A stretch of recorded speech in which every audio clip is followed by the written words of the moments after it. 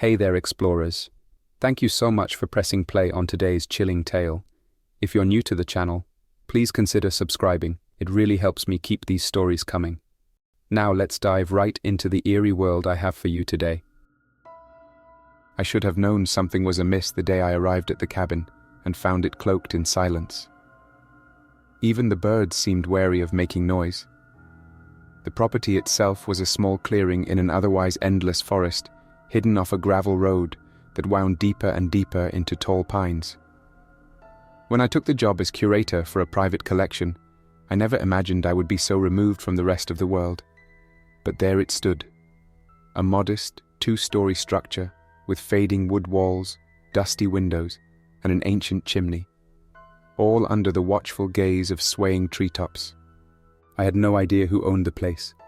The job came through a friend of a friend who insisted it was an easy gig. Just watch over some antiques, tidy up, and follow the instructions left by your predecessor. The pay is good, and they'll even let you stay on the property rent-free.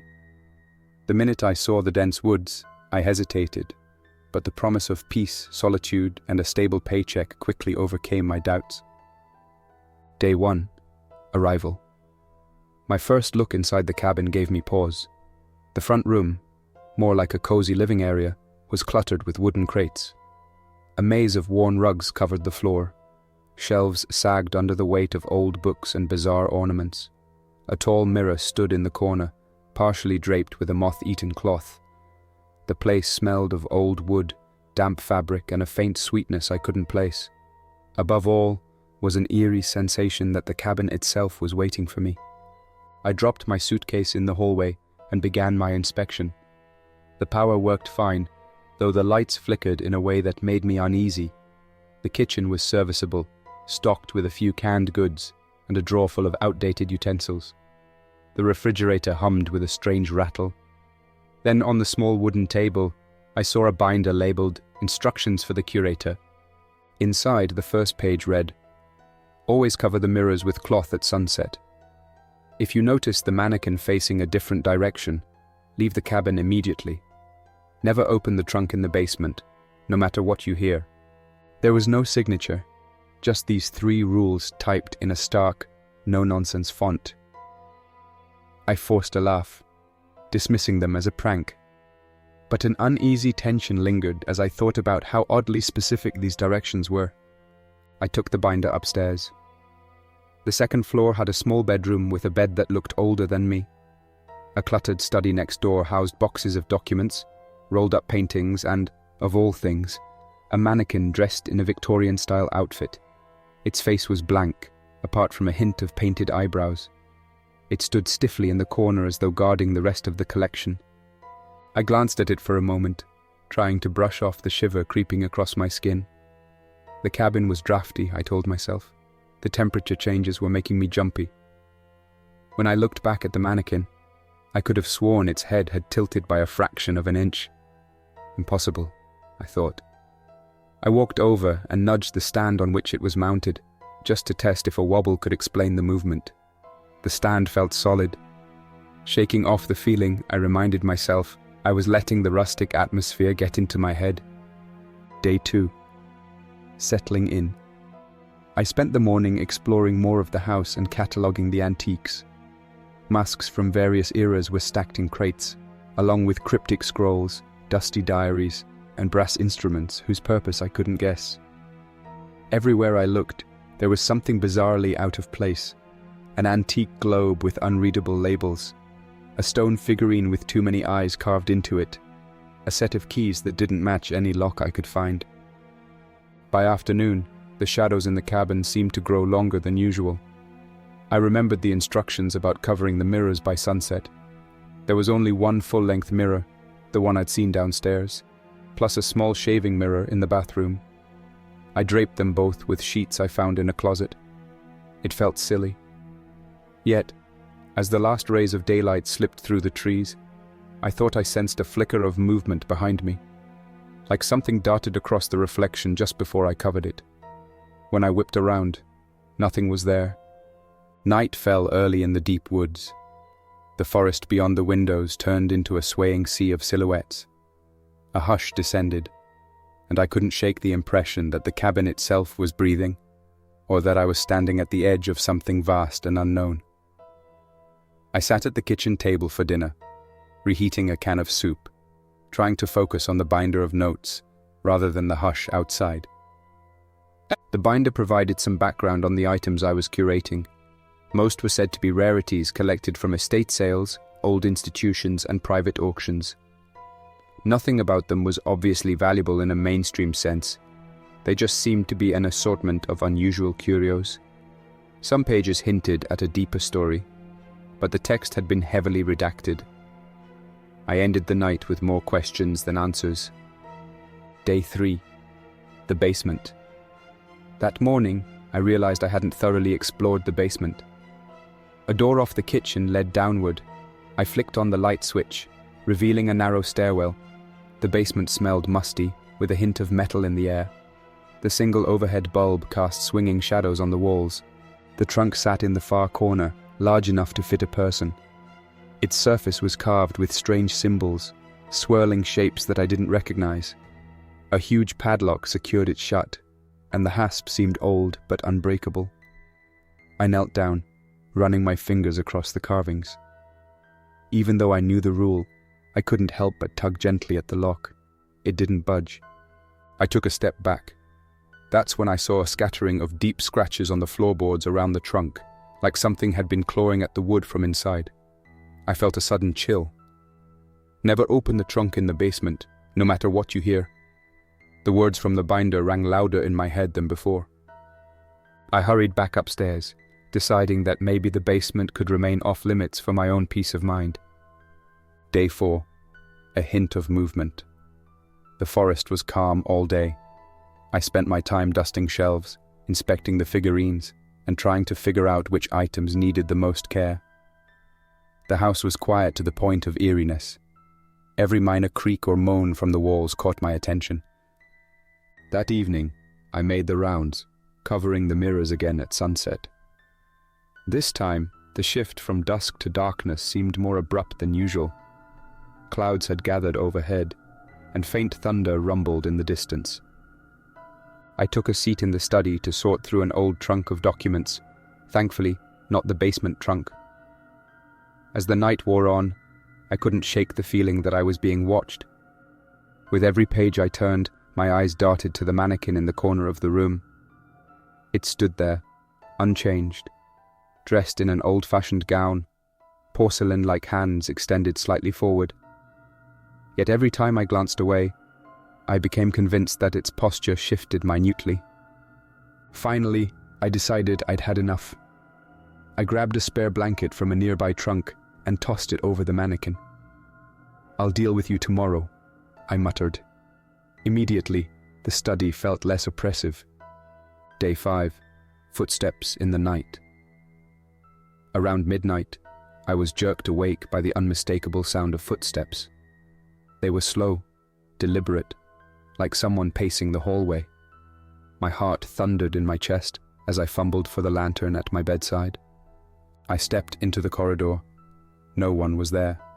I checked the front room. Empty. The windows were still locked, the door bolted. I headed upstairs, my pulse racing, half expecting to find a stranger lurking behind the crates. The corridor was dark, but I saw nothing except the shapes of stacked items and the faint outline of the study door. Then, I remembered the mannequin. With a trembling hand, I reached for the doorknob and swung the study door open. The blanket lay crumpled on the floor. The mannequin stood near the window, definitely not where it had been before. Panic hit me. I recalled the second rule from the binder. If you notice the mannequin facing a different direction, leave the cabin immediately.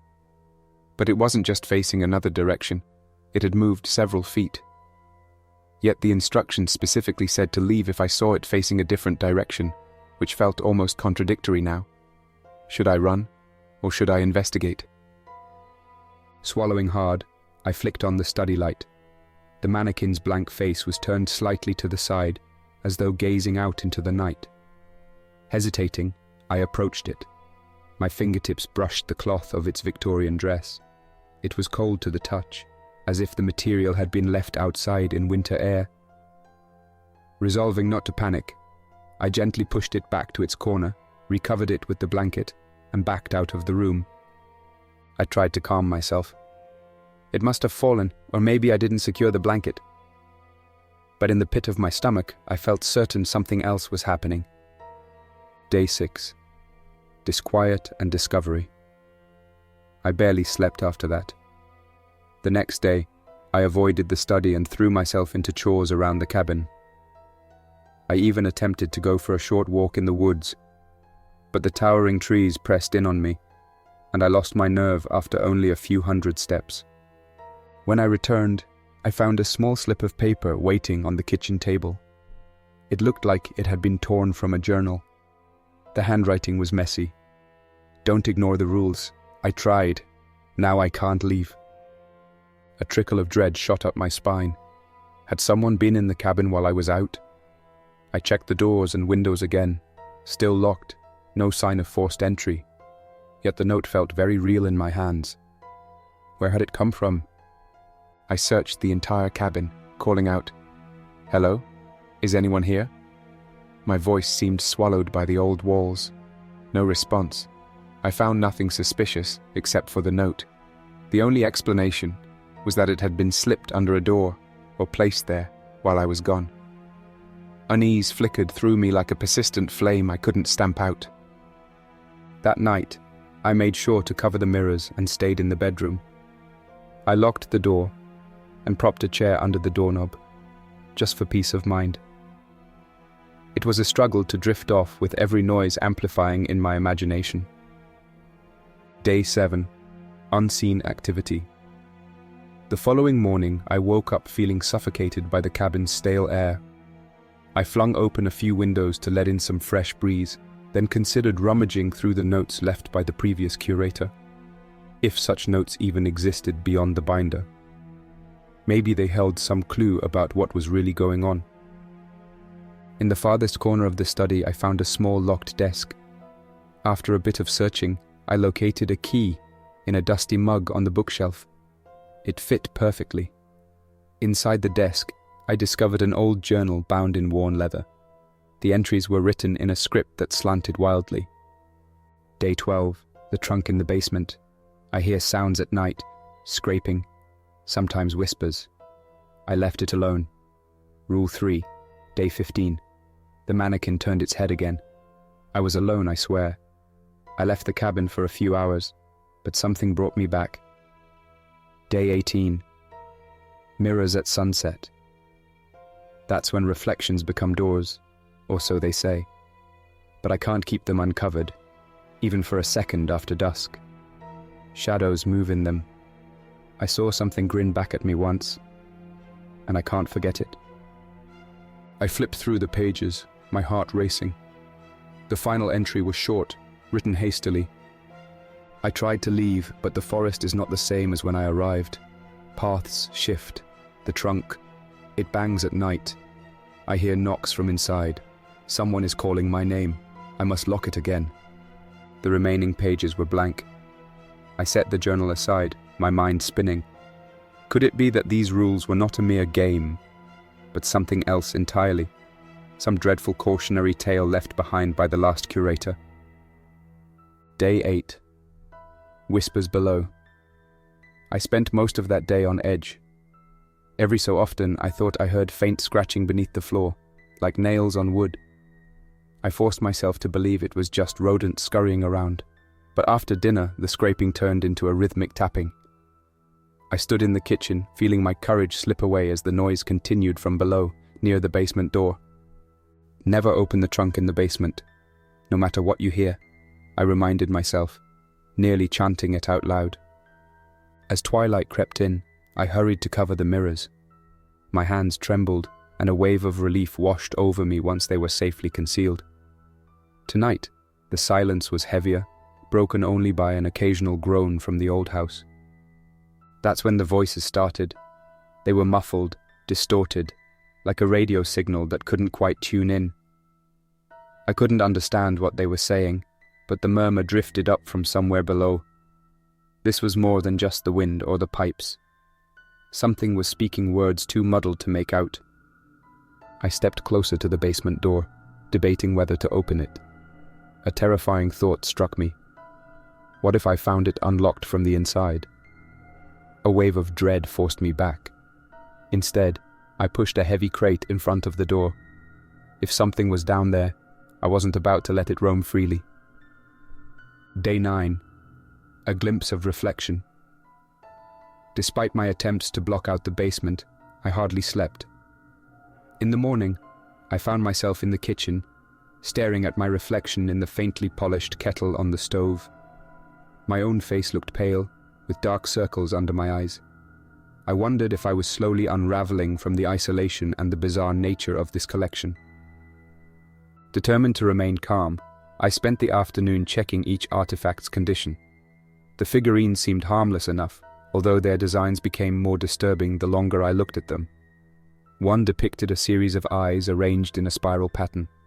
Another looked like a twisted animal shape with elongated limbs. Had the previous curator collected these for a reason? Or was this just the taste of an eccentric collector? By dusk, I reminded myself once more, cover the mirrors. The large one in the living room was the hardest, since its cloth had slipped down.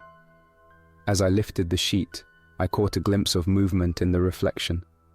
Something behind me, near the staircase. When I whirled around, nothing was there. My heart pounded, and I felt cold sweat on my brow. Wrapping the mirror as quickly as possible, I resolved to call someone the next day. Maybe the friend who'd helped me get this job. Anything to anchor me back to reality. Day 10. The mannequin's secret. Another night passed in fitful sleep, and I woke up to an unearthly quiet that set me on edge. Clouds loomed overhead, threatening a storm. I made myself some breakfast, hoping to gather the courage to do something, anything, to solve this mystery. Sitting at the kitchen table, I absent-mindedly flipped through the binder again. A slip of paper fell out, revealing one more note in the same messy handwriting. The mannequin will show you where the next clue is. Was this an older note I'd overlooked? Or had someone placed it there while I slept? I set the binder aside and headed to the study. The mannequin still stood in its corner, covered by the blanket. I approached it, wondering if there was something hidden in its clothing. Carefully, I lifted the covering. The mannequin's dress was composed of layers of lace and fabric that looked meticulously crafted. As I patted around, I felt a small bulge near the waist. I reached inside a fold of cloth and pulled out a tiny brass key. My breath caught. A key to what? The trunk in the basement, or something else in the house? Day 11. Storm and revelation. That afternoon, the storm arrived in full force. Rain pelted the roof, thunder shook the windows, and the surrounding woods seemed to quiver under flashes of lightning. The cabin's lights flickered, so I lit a few candles just in case. I considered the possibility that the little brass key might open the padlock on the basement trunk. My better judgment told me not to try.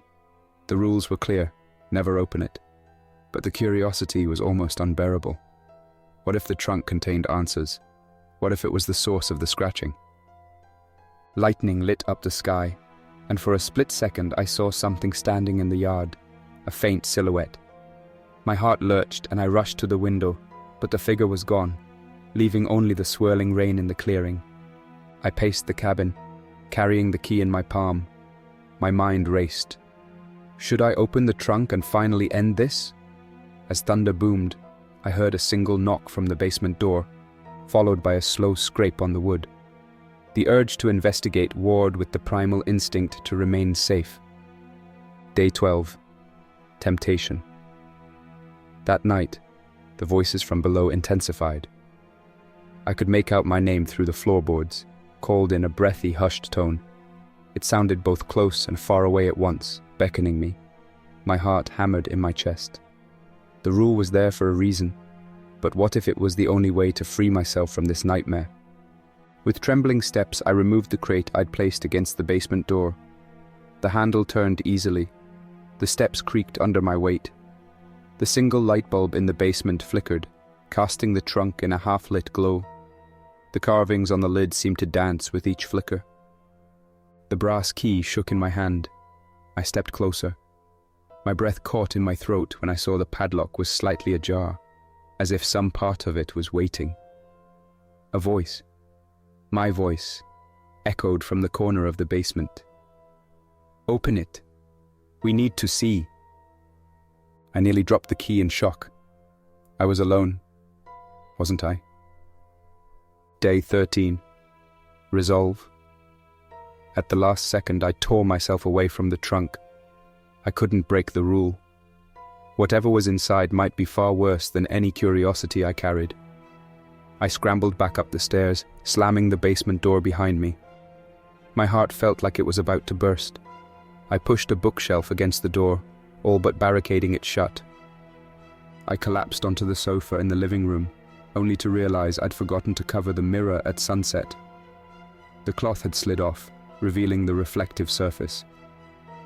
My own wide-eyed reflection stared back at me. Then, behind me in the glass, the study door was open.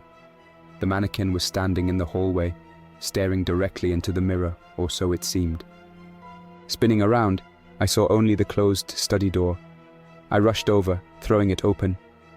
The mannequin was there, still in the corner, covered by the blanket as I'd left it. Slowly, I backed away.